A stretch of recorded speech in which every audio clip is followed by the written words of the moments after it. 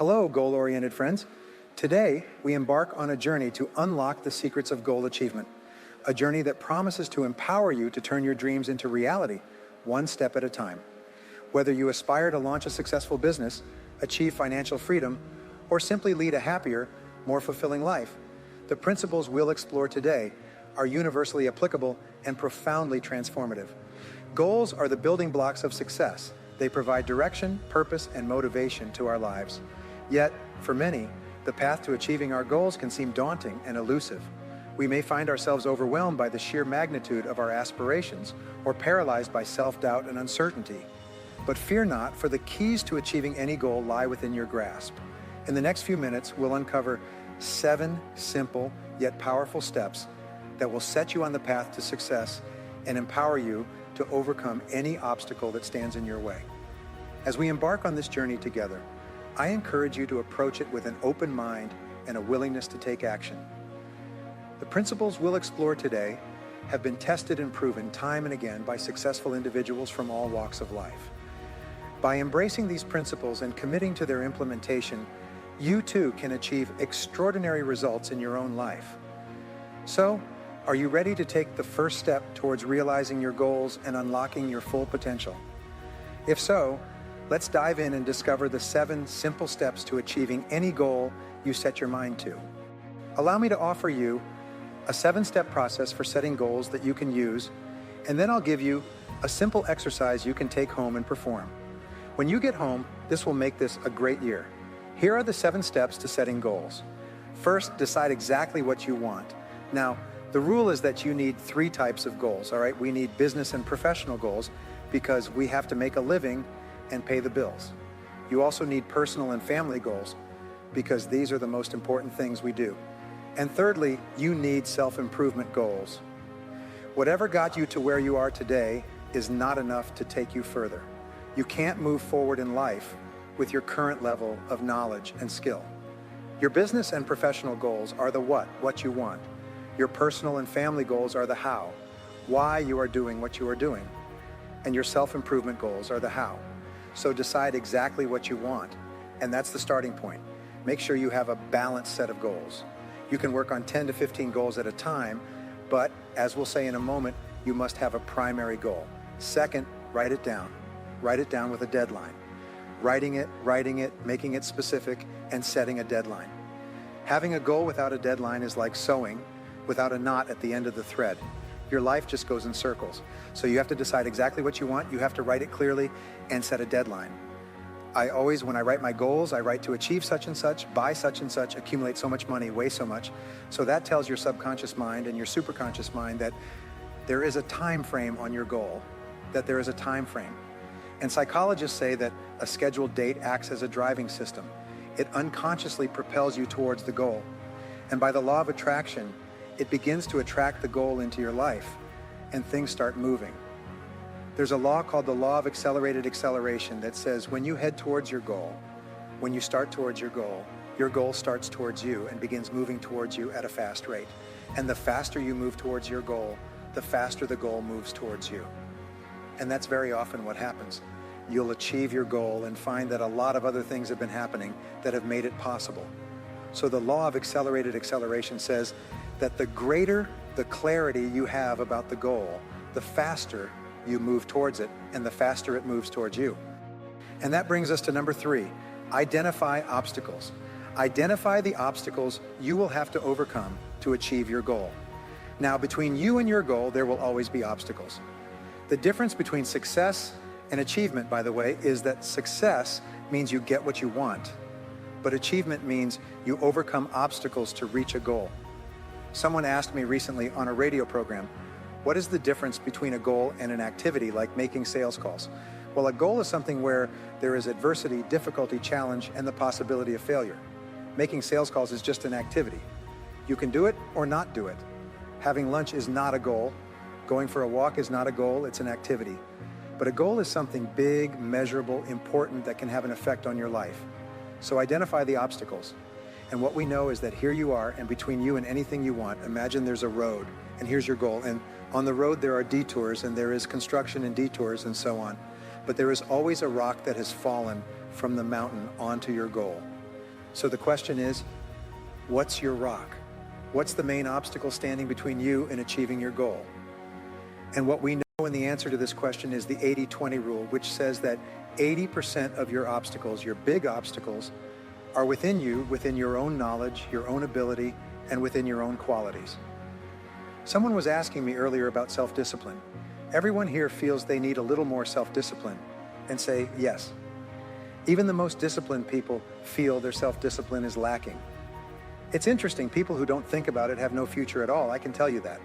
But everyone, the reason you're successful is because of your level of self-discipline, but we all have that nagging feeling that we need more. And you're right, we need more, and we can never let up. It's like exercising with muscles. And if you stop working with them for some time, they start to lose their shape again. You just have to keep working on self-discipline all the time. You never master it perfectly. So 80% of all your rocks, the obstacles holding you back, are within you. Only 20% are external. So remember what we said before. The question is, what's in me if you're not achieving a goal? Say, what's in me? What quality, skill, or attribute am I lacking? And then work on yourself. And very often, that's where you'll find the problem. Identifying the skills needed to reach the goal, the fourth step in goal setting, is to identify the additional knowledge and skills you will require.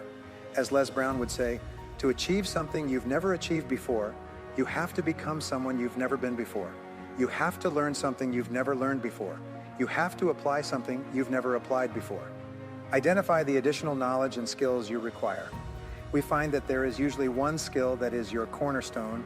It is your main limitation for your success, and the way to discover your unique skill is by asking yourself this magical question.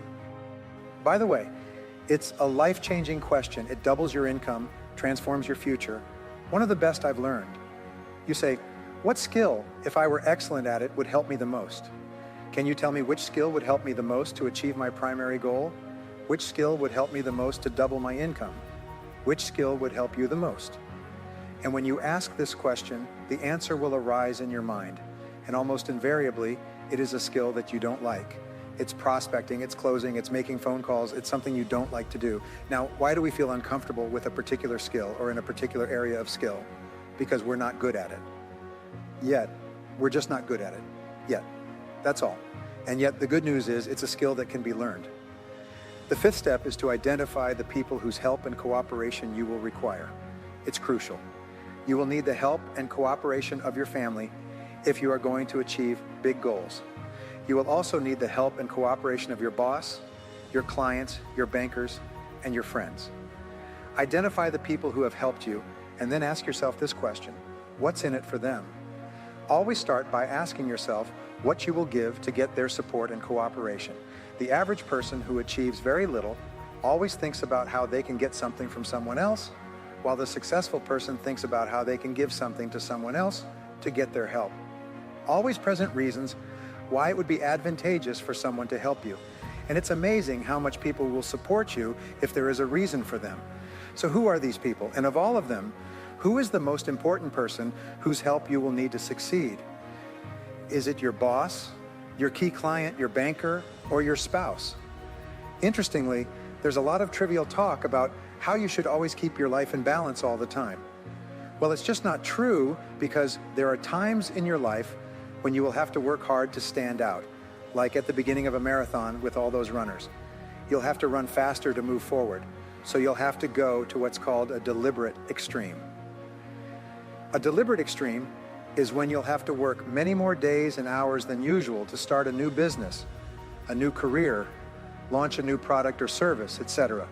If you're going to go through a deliberate extreme, sit down with your spouse, your children, etc., and tell them, this is what I'm going to have to do to make the most of this opportunity. But if you stick with me, I'll make it up to you.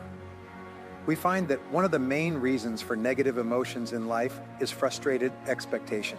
If you explain to people what's going on before they get angry and upset, if you then tell them in a way that makes their expectations consistent with reality, you'll eliminate most of your problems. The sixth step is to make a plan. Plans are very simple because you just make a list. You start with a list of everything you'll have to do. You've already identified it, you know what the goal is. You've broken down the goal into some deadlines. You've identified the knowledge you require, the obstacles you'll have to overcome. the people whose cooperation you need. You make a list of everything you'll have to do, and then organize the list first by sequence, which means what comes first, what you have to do before anything else, and then by priority, what's more important and what's less important. And once you have a list organized by sequence and priority, you have a plan. Now you have two big requirements for winning. You have a goal and a plan. It takes a little time to do this, yes, but once you have the goal and the plan, the simple act of completing them programs them into your subconscious mind. The simple act of setting goals and creating plans can have a profound impact on our ability to achieve success and fulfillment in life. In our advanced training programs, participants are taught the importance of not just setting goals, but also regularly reviewing them and taking consistent action towards their attainment. It's remarkable to witness how, by simply committing their goals and plans to writing, individuals are able to tap into the immense power of their subconscious minds and set in motion a series of events that lead to the realization of their dreams.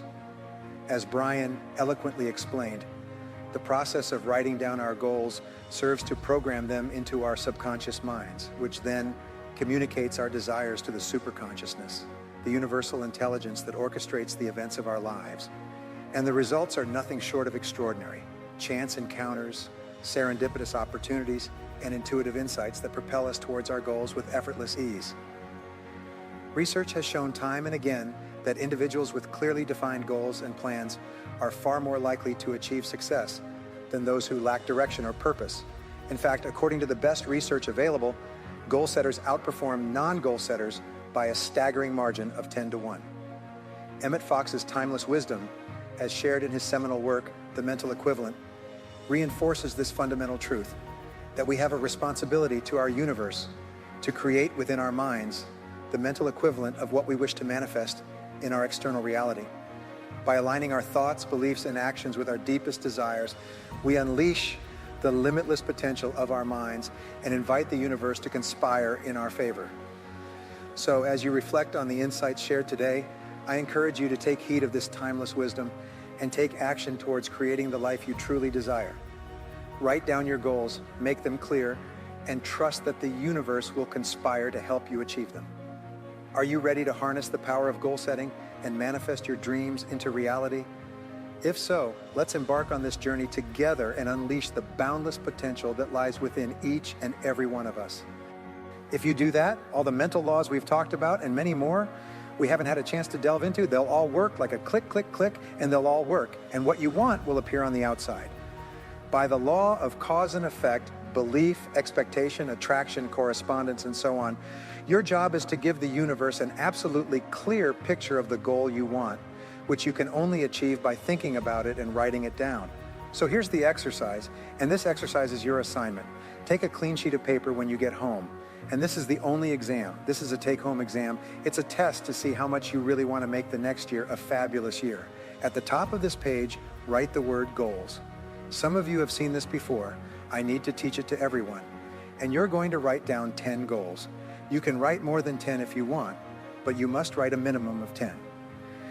These goals are approximately one-year goals. They are goals you want to achieve this year. Health, income, car, travel, fitness, and so on. You write them in the present tense as if a year has passed and you're reporting that they have already been achieved. I will drive such and such cars, live in such and such houses, weigh a certain number of pounds, take such and such vacations, and spend time with my family. I will write about one of my goals. The more often I write it repeatedly, the more time I spend with my family. If it's an important goal and you don't write it down, what happens is it drifts away. You write it down and you make it positive. You won't say, I will lose weight, but I am a non-smoker. I weigh so many pounds. You won't say, I will quit smoking, but I am a non-smoker. It's always a positive statement. And thirdly, it's always personal. Every goal you write for the rest of your life begins with the word I, because you are the only person in the universe who can use the word I regarding yourself, and you follow it with an action verb. I earn, I sell, I drive, I live in, I achieve, I accomplish, I acquire, I save, but always make it I plus an action verb. That's how the subconscious mind accepts instructions. When this instruction comes like this, It is immediately passed on to the superconsciousness. I have taken people through this exercise all over the world once, and they come back a year, 2 years later, and say the same words in every language. You won't believe what happened to me. I wrote down those goals and I never saw them again. You won't believe what happened to me. I found those goals a year later and you won't believe what happened. I have achieved all the goals. I didn't see it again because when you write down a goal, you activate 3 learning modalities. The visual, you can see it. The auditory, you sub-vocalize it, you say it to yourself. And the kinesthetic, you write it. All 3 together go straight to the subconscious mind and are passed on like one of those vacuum tubes for messages in old stores. Boom, straight to the superconsciousness. And you just go on with the rest of your life in the 24 hours. Now you have your list of goals. Here's my list. Right here, I do this all the time. Then you look at this list and here's what's important. You ask yourself, if you could wave a magic wand and achieve any goal on this list, these are your 1-year goals. But imagine you could have a special dispensation and wave a magic wand and you could have any goal within 24 hours. Which of these goals would have the greatest positive impact on your life? And you look at your list, and I can assure you the correct answer will jump out at you. It's usually a financial goal because if you achieve a financial goal, it will impact everything else. But sometimes it's a health goal, sometimes it's a business goal, sometimes it's a relationship goal. Your primary goal becomes your definite purpose, the organizing principle of your life, the goal that will change your life, because now you begin to think about this goal all the time. When you have the chance, you sit down and write this goal at the top of a page and set a deadline for the goal. Then you identify all the obstacles you'll have to overcome to achieve the goal, all the knowledge and skills you need to achieve the goal, the people whose help you need. You make a plan, organize the plan, and work on the plan every day. When you wake up in the morning, you think about the goal. As you go through the day, you think about the goal. Every time something distracts you from the path, you start to think about the goal because the goal is inherently positive. When you think about the goal, you become happy. When you think about your goal, your self-esteem and self-confidence increase. And it's absolutely inevitable that you begin to move toward the goal. And as you get closer to the goal, you feel powerful, you feel like a winner. You feel like you're in control of your life and your self-confidence increases and your self-esteem increases. And as sure as God made green apples, you'll reach that goal. And when you reach that goal, you get that rush I was talking about. That tells you, hey, I can do anything. I can do anything I set my mind to. And once you know you can do anything you set your mind to, your self-confidence will soar. You'll set bigger goals. You'll put more zeros at the end of your goals, and you'll become unstoppable. So let me conclude by saying this. You have unlimited potential. You're living in the greatest country at the greatest time in all of human history. The possibilities for the future are greater than they've ever been for humanity right here in this country. There's nothing you can't do if you set your mind to it.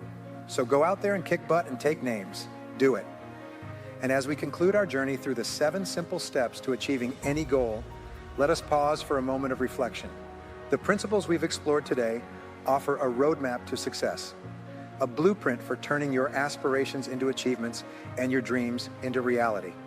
From clarifying your goals and creating a plan of action to cultivating resilience and embracing accountability, each step holds the power to propel you forward on your path to greatness.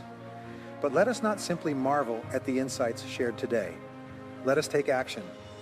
Let us commit to implementing these simple yet powerful steps into our daily lives, one step at a time.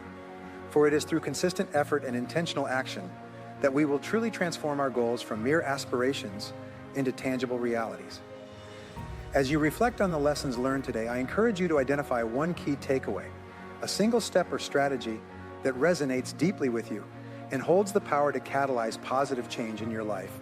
Make a commitment to incorporate this insight into your daily routine and watch as it transforms your approach to goal setting and achievement. Remember, the journey to success is not a sprint, but a marathon, a continuous journey of growth, learning, and self-discovery. Along the way, you will encounter obstacles, setbacks, and moments of doubt. But take heart in the knowledge that you possess within you the power to overcome any challenge and achieve greatness beyond your wildest dreams. So as we bid farewell to this chapter of our journey, I encourage you to embrace the power of these 7 simple steps and let them guide you towards the life of abundance, fulfillment, and success that you truly deserve. Thank you for joining me on this transformative journey. May the principles we've explored today serve as a guiding light on your path to achieving any goal you set your mind to. And may you always remember, the power to achieve greatness lies within you. Seize it with courage, determination, and unwavering belief in yourself. Until we meet again, may your journey be filled with purpose, passion, and boundless possibility.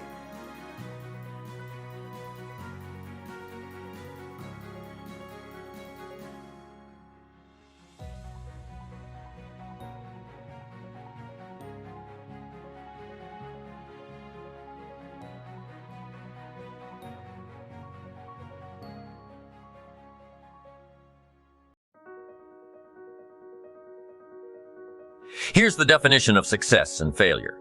Just make this note. Here's failure, a few errors in judgment repeated every day. Now, you can automatically assume, Mr. Owen, I say, I can understand that. A few errors in judgment repeated every day for 6 years. I'm with my father. I think I told the story the last time I was here. My father, 88 years old, he's never been ill, still hasn't retired. Not long ago, midnight, we're getting ready to go to bed. We've drilled a new well, got some extra water, got some more acres going. He's all excited at midnight. We're getting ready to go to bed. My father's eating what he calls his midnight snack, a little bite to eat before you go to bed. Don't have to go to bed hungry. And I'm watching him eat this midnight snack. Guess what he had? An apple, a few graham crackers, and a glass of grapefruit juice. I said to my father, so healthy. My mom taught us all those good health practices, taught me when I was growing up. Right? I'm an only child, I've never been ill. That's the big 5-0 some time ago. My 2 daughters, 32, 33, never been ill. My grandkids never been ill. I'm telling you, the legacy lingers on. As I watched my father have this midnight snack, suddenly it occurred to me, I know that's part of it. An apple a day. That's gotten to Dallas-Fort Worth, right? An apple a day keeps the doctor away. Good question for this intelligent audience. What if that's true? You say, oh, well, Mr. Owen, if that's true, that would be easy to do. Then what's the problem? It's easy not to do. It's easy not to adopt it as your own personal philosophy. Or the guy next door says a Hershey bar a day. Say, oh no, you've been watching too much television. It is not Hershey bar. You've got to be smarter in philosophy than to fall for the Hershey bar a day when it's an apple a day. You've got to be smarter than that. And if you make that kind of an error in judgment every day for 6 years, I'm telling you, it'll accumulate into disaster. Sometimes in the first year you say, well, you know, I'm so healthy now. What difference is it going to make? You've got to be smarter than that. Just because disaster doesn't fall on us at the end of the first day doesn't mean disaster isn't coming. You've got to be so smart that you look down the road and say, will the errors in my present judgment or philosophy, what's that going to cost me in 1 year, 6 years, 1 month, 6 months?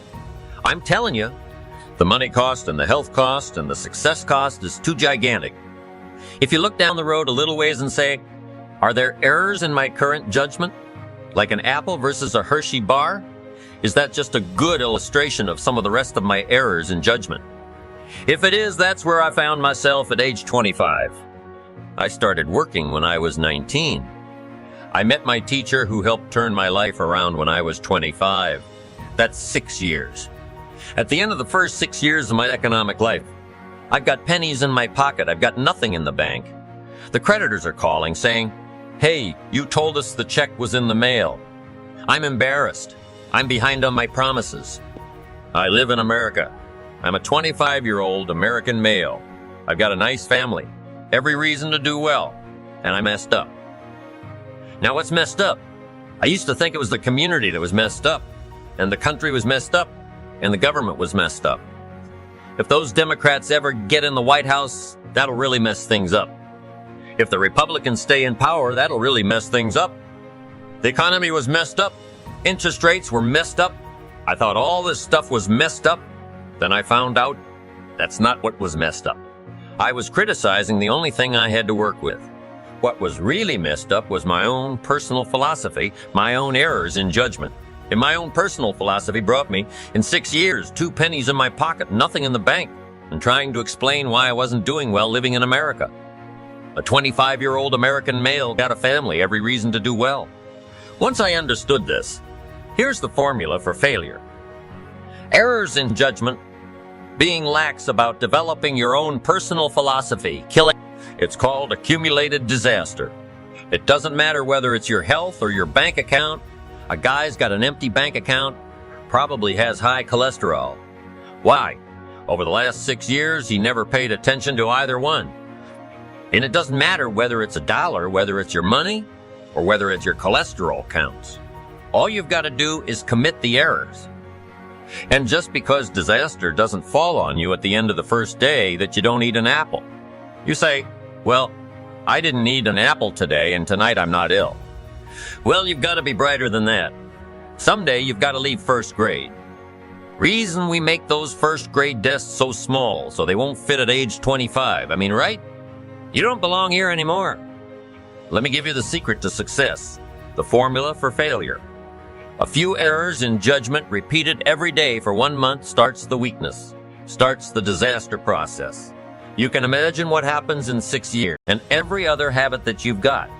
If you'll start that process, eliminate the errors, and replace it with disciplines practiced, I'm telling you, you can start this process of life change immediately after today.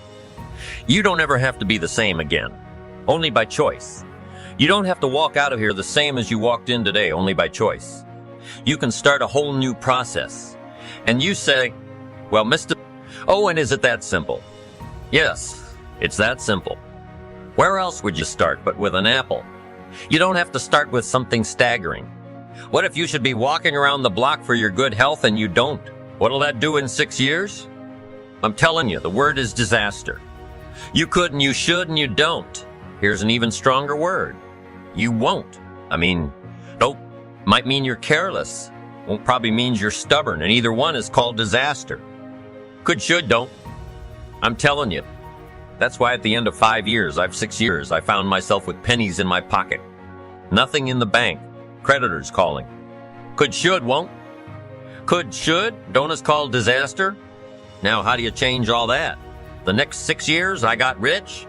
The next 6 years, I became a millionaire by the time I'm 31. I'm a millionaire. How about that? You say, well, Mr. Owen, what happened? Well, strangely enough, during that second 6 years of my economic life, the government was about the same. I'm telling you, taxes were about the same. My negative relatives were nothing. I'm telling you, the economy was about the same, and prices were about the same, and everything else was about the same. Circumstances were about the same. Then how come I got rich? How come I totally changed my life? I was not the same. Somebody says, well, what did you go to work on to do all that? I started with my philosophy. I started amending my errors by doing some better thinking, changing my mind, and coming up with ideas that I didn't have before I met my teacher. And once that whole process started for me, I'm telling you, I changed my whole life within a 6-year period. I was never the same, and I've kept up that process all these years. One of the reasons why I'm here is to continue my craft. I don't want the day to come someday somebody says, you should have heard Jim Rohn 10 years ago when he was really terrific. I want people to say, I heard him 10 years ago, but you should hear him now. I'm telling you, the man works on his craft. I'm telling you, the man's done some extra reading. I'm telling you, the man doesn't miss a trick. I'm telling you, he's worked hard on himself. That's why he's able to deliver like he does. The same thing can happen for you as a teenager. It can happen to you as a mother, as a father, as a business person, as a salesperson. Running a business doesn't matter, management, wherever you find yourself. This is the process called personal change. And what I say to start with is start with your own philosophy. Your philosophy is going to determine whether or not you go for the disciplines or continue the errors. That's called potential disaster. And everybody has it within their power. What was so happy for me to find out at age 25, Mr. Show said. Mr. Owen, you don't have to change country, but you do have to change velocity. And if you'll change philosophy, not country, you can turn around your income. You can turn around your bank account. You can turn around your skills. You can become capable, powerful, sophisticated, healthy, influential, all the other equities that you could possibly want out of your life using the only stuff there is and not trying to change any of this stuff. Appreciate all of this stuff with all of its ups and downs, with all of its mystery of why it works and sometimes it doesn't work. Don't challenge this. You don't have to ask for another planet. You don't have to ask for another country.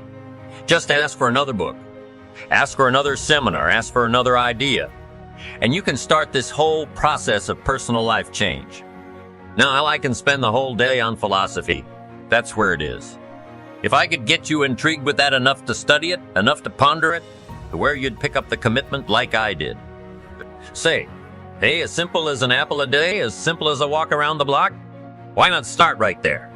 If you don't start there, where else are you going to start? Might as well start where it's easy and then go to the more complicated discipline. Because if you can't handle the complicated, the simple disciplines, how can you handle the complicated thoughts? Held in mind produce after their kind. What you think becomes your reality. Earl Nightingale in his audio program, The Strangest Secret, says that you become what you think about. Ralph Waldo Emerson summarized this idea more than 100 years ago. Dimension of your external life. If you want to be happy, you need to clearly define for yourself and create the mental equivalent or picture of exactly what happiness means to you. If you wish to enjoy health and long life or happy relationships or financial prosperity, you need to create in your mind an exact, detailed picture of what you desire, as a result of a whole series of other laws that I'll be discussing. This becomes the critical starting point that begins inevitably to lead you to the realization of your dreams and goals. The fourth law of success is called the law of correspondence. This law has been talked about for perhaps 4,000 years, and it's one of the fundamental laws that explains human experience. It simply says that as within, so without. It says that your outer life will tend to be a mirror image of your inner life. Your external world will tend to correspond almost exactly to what is going on inside both your conscious and subconscious minds. There are four major areas where you see the law of correspondence working all the time. The first is simply in your attitude. Whatever your attitude is, often before you even say anything, people will reflect it back to you in the way they talk to you, in the way they talk to you and treat you. As within, so without. The second area where the law of correspondence is evident is in your relationships. Your relationships will almost perfectly mirror your attitude and your personality. If you're a good and happy person, you'll have good and happy relationships. As you become a more patient and tolerant and loving person, your relationships will reflect this almost immediately, very much as a mirror will do. The third area of correspondence that you see is in your health. Much of your health can be directly traced to specific attitudes that cause you to suffer from minor and major illnesses. The extensive work that's been done in the area of holistic medicine seems to suggest that there are corresponding attitudes of mind for most illnesses that you or I suffer from, the common cold and flu, all the way up to the most serious illnesses that are often life-threatening. Whenever you're anxious or upset or unhappy for any reason, for any period of time, your body will begin to reflect those feelings. The entire basis of psychosomatic medicine is the conclusion that your mind, psycho, makes your body, soma, sick. What your mind harbors, your body eventually expresses. The fourth application of the law of correspondence is that your external world of material accomplishment will exactly correspond to your internal world of preparation. The more knowledge and skill you gain that helps you to be more effective in your work, the more you will be paid. You can't hope to acquire or achieve anything more on the outside until you've acquired it or achieved it on the inside. The law of correspondence reigns supreme. The fifth law of success is the law of belief, which says that whatever you believe with emotion becomes your reality. You always have a tendency to act in a manner consistent with your innermost beliefs and convictions.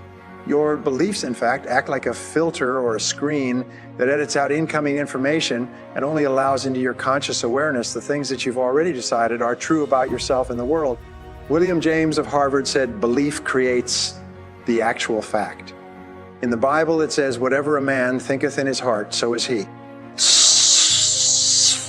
For example, if you absolutely believe that you are meant to be a great success in life and that no matter what happens, nothing can stop you from achieving the greatness that is yours, you'll act in a manner consistent with that belief, and you'll eventually make it come true.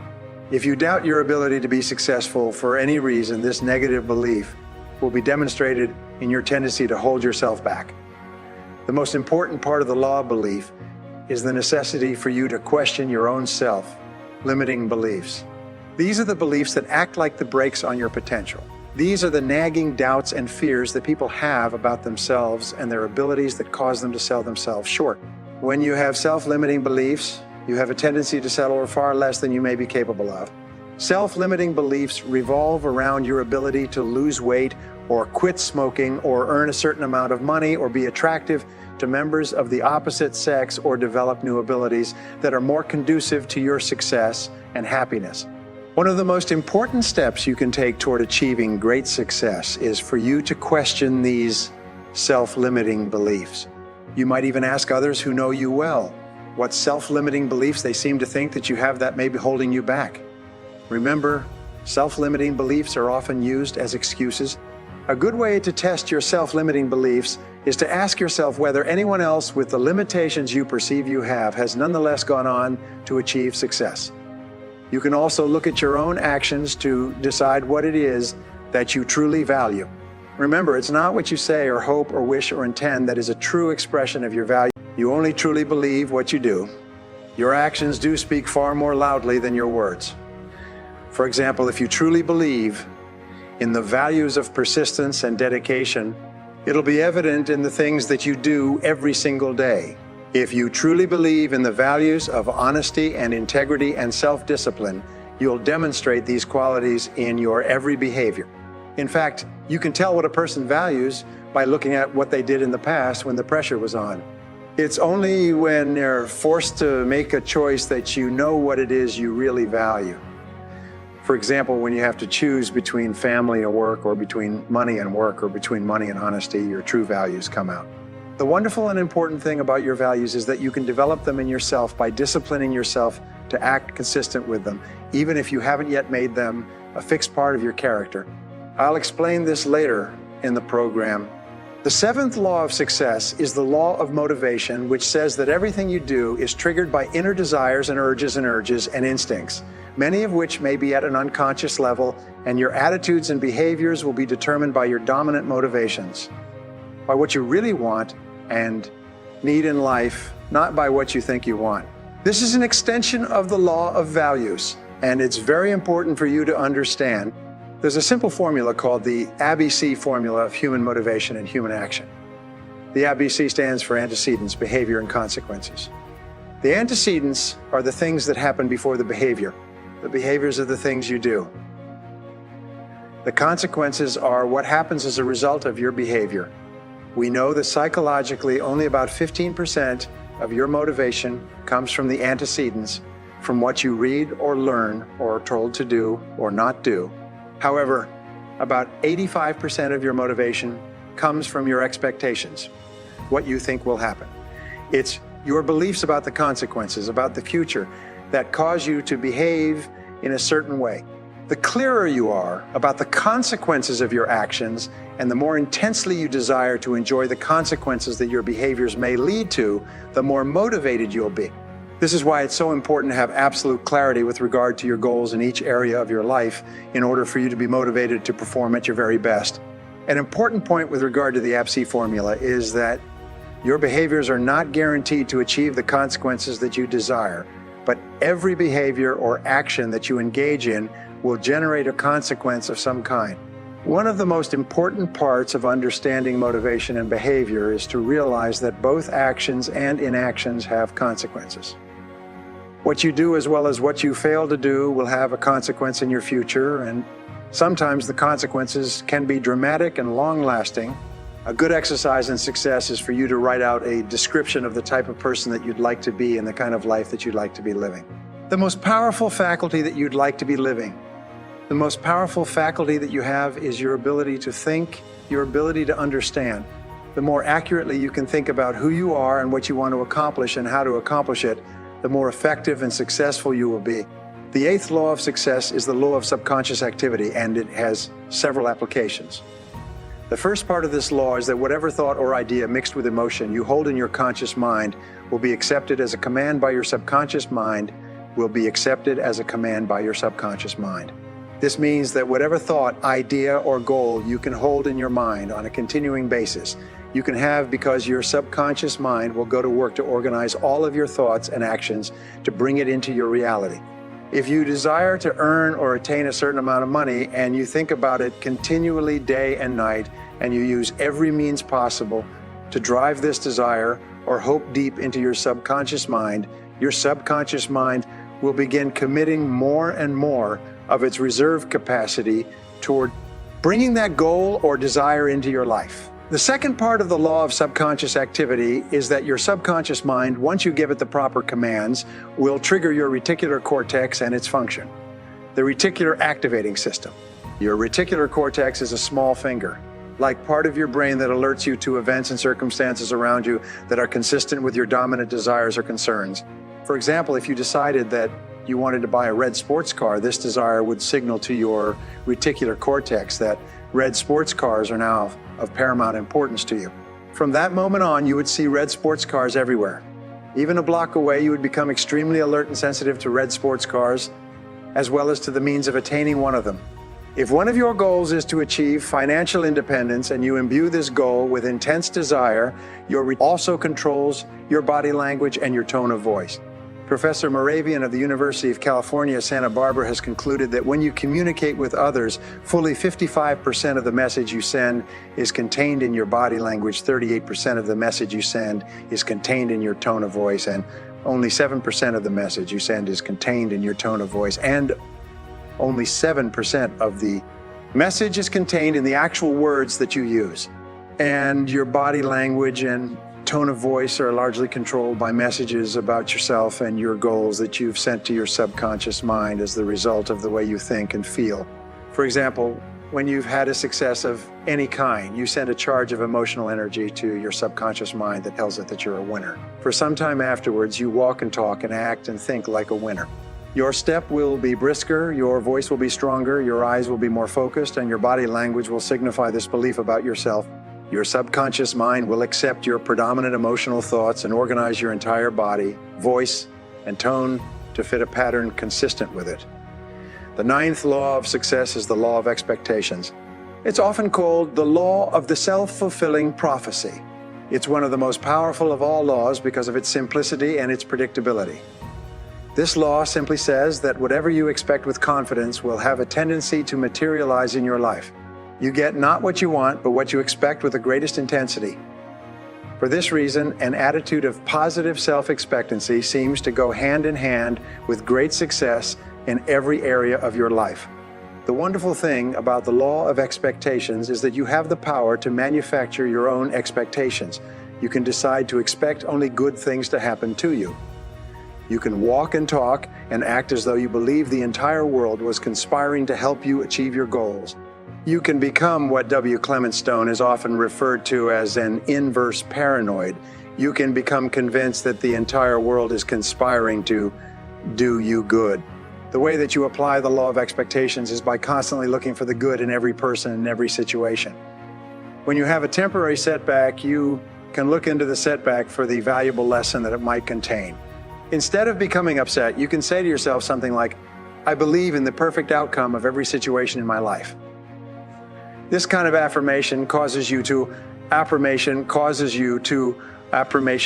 you do with a more positive and open and optimistic attitude. The most powerful of all expectations are the expectations you have of yourself. You should approach everything you do with an attitude of calm, confident self-expectancy. You should expect to be successful more times than you're unsuccessful. Expect to win more times than you lose, and expect to eventually achieve your goals if you carry on long enough. The 10th law of success, which applies to many other areas of life, is called the law of concentration. It says that whatever you concentrate on and think about repeatedly with emotion tends to become more and more a part of your inner and outer life. Some of the most important work in psychology shows that if you dwell upon qualities that you wish to develop, like courage and sincerity and persistence, you tend to actually build those qualities brick by brick into your character and personality. The law of concentration goes hand in hand with the law of subconscious activity, and it largely explains the person that you are today. Whatever you've concentrated on in the past and are concentrating on in the present is having a major impact on your conduct and behavior. What you concentrate on largely determines the quality and quantity of the results that you get and the success that you enjoy. The 11th law of success is the law of habit. It says that virtually everything that you do is automatic and unthinking. You are largely a creature of habit. It says that from the time you get up in the morning to the time you go to bed at night, you have a tendency to follow the path of least resistance and to do the things that you've become accustomed to doing in the past. You eat the same foods for breakfast, you brush your teeth with the same toothpaste, you take the same route to work, you greet people with the same words, you go to lunch at the same time, you work in the same way. Now, there's nothing wrong with establishing habits that enable you to simplify your life. In fact, your life becomes successful to the degree to which many of the things you once needed to concentrate on, such as driving your car, have become automatic and unthinking. When you make certain things habitual, so they no longer require thought, your mind then becomes free to concentrate on other things that can be more helpful to you in achieving the things that you really want. There are several parts of the law of habit, and the first of these is that good habits are hard to form, but easy to live with. The second part is that bad habits are easy to form, but hard to live with. It's one of the hardest of all things to change are bad habits, probably leading you to failure. The way that you overcome bad habits is simply to override them by the development of new, more positive habits. For example, if you have a golf swing that's causing your ball to go into the rough, you can override that habitual swing by taking lessons and learning how to hit the ball differently. If you have a habit of getting up later than you should, you can override that habit by repeatedly getting up earlier until that new behavior becomes the habit that dominates your thinking and your actions. It's by practicing the law of concentration in conjunction with the law of habit and thinking continually about how you would be with a new habit or behavior. You drive this message into your subconscious mind, and you eventually begin to behave in a manner consistent with the new habits you wish to form. This brings us to the 12th law, one of the most important of all the laws of success, and that is the law of attraction. The law of attraction says that you are a living magnet and that you inevitably attract into your life the people, events, and circumstances that harmonize with your dominant thoughts. This is why we say that whatever you can hold in your mind on a continuing basis, you can have. It's whatever thought you hold clearly and mix with emotion. Begin setting up a force field of mental energy that begins drawing towards you the things that you need to achieve that goal. This law of attraction has been written about for hundreds, if not thousands of years. It's contained in the old folk sayings like attracts like, or like begets like, or you've perhaps heard birds of a feather flock together. My friend Mark Victor Hansen says that whatever you want wants you.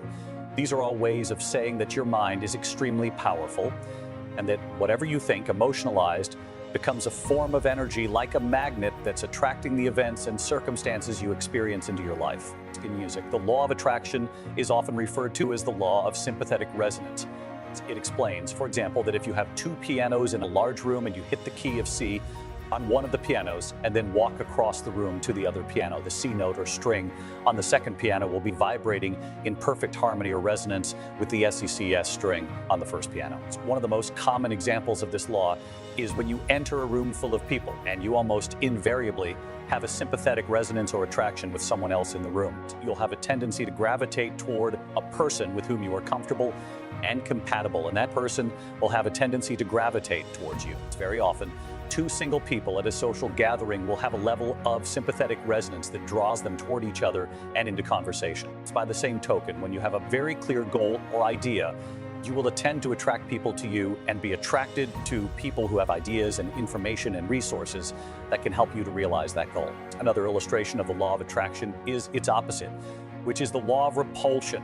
When you begin to become a particular kind of person because of the way you change your thinking, you will find yourself attracted to people who are similar to you, and you will also find yourself repelling and being repelled by people who don't think the way you do. This law explains why positive people tend to associate with other positive people and why negative people tend to associate with other negative people and why neither group finds the other group of very much interest. You can begin to fill your life with the kind of people that you respect and admire by simply becoming the kind of person in your thoughts that will attract them to you. The 13th law of success is the law of choice, which says that you are always free to choose the content of your conscious mind, but in doing so, you are choosing every other part of your life. Your thoughts control your reality. And since no one else but you can think for you the thoughts that you choose, to harbor determine everything that happens in your life. The wonderful thing about the law of choice is that it says that you have complete freedom to think and therefore to be anything that you intensely desire. The choice is always up to you. The law of choice also says that you are where you are and what you are because you have chosen to be there. If you are not happy with where you are and what you are, it's up to you to choose to be and do something else. The 14th law of success is the law of optimism, which simply says that a positive mental attitude goes hand in hand with success and happiness in virtually every dimension of life. The quality of optimism is the quality that makes you into a cheerful and pleasant person, a person that other people like and want to be around and help. The most successful men and women tend to be very likable people. The more optimistic you are, the happier you'll be moment to moment, and the more things you'll be willing to attempt. The 15th law of success, the law of change, says simply that change is inevitable. The only constant we have in life is that of change. Everything is changing even as you listen to this tape. But the wonderful thing about the law of change is that nothing is fixed either. All progress requires change, and since change is happening in any case, you can be and have and do anything you want by simply harnessing the forces of change and taking advantage of it. The law of change also says that your life can only get better when you get better, but not until. It says that you can't remain the same and somehow improve. The law says that if you don't take advantage of change, you will end up being the victim of change. Things will happen over which he paid for his average lifestyle, and like most average people, he was going nowhere with his life.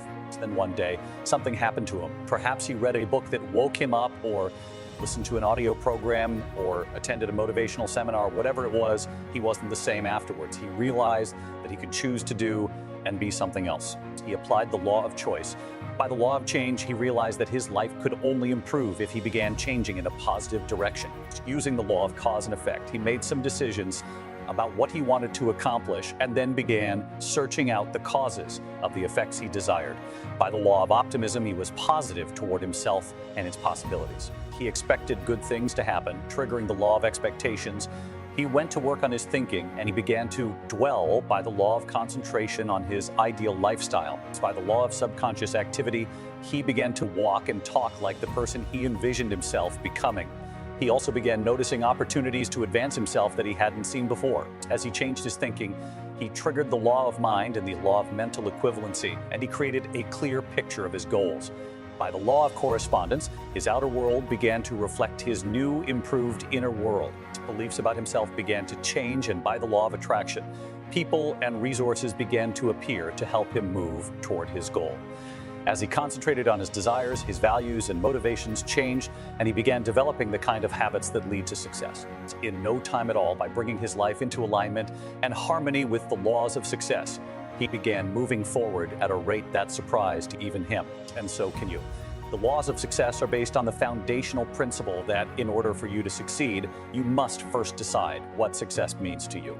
You can then begin to apply these laws to your definition of success to bring it more rapidly into your reality. Get off of Instagram and Snap and get off all these blogs. Get into something that can really move your life forward. Getting successful is not a magic trick. The difference between successful people and non-successful people is here. If you want to be successful, you have to change this. This has to change. It's not what makes it hard. It's your lack of belief that it can happen for you. So if you're at a place in your life and you aren't happy with it, you have to change some things. You have to make a conscious, interesting decision that you're going to change, and it's not dependent on anybody else. You get to decide if you're going to be rich, poor, mediocre, plentiful, happy, sad. It's really not important what the majority of people that are blogging are saying. As a matter of fact, bloggers are not relevant people. So when you spend so much time in the blog world, the Instagram world, the chat world, all of this, you're wasting valuable time. I was young and I had what you have, and you're the brightest group of young people that have come along in a long time. Man, millennials are absolutely brilliant because you all have technology. You all got Google. You can Google anything. You all have stuff at your fingertips that can make you great. But if you could combine your technology with your parents' and your grandparents' work ethic, you could be rich. You could be rich, man, but you cannot erase the work ethic part. I hate it when I see young people wasting their time, wasting all this technology, just sitting around in this world that's been created for you, that everything is instant. You've got to understand that's success. You can't Google success. You can't Google it, man. I've seen stuff hopefully you'll never see, and I've seen some things I hope one day you do see, but go Google exposure. It ain't gonna take you nowhere. I have a life of convenience now, but In order to get the life of convenience, you've got to have a very uncomfortable life. Stop trying to do everything the short way. Stop trying to figure out the easy way, because it ain't gonna happen. You gotta get messed up sometimes. You gotta get dirty. You gotta get your feelings hurt. You gotta get disappointed. You gotta get told no. But at least then, when I see somebody trying and I tell them no, I try to at least give them something else.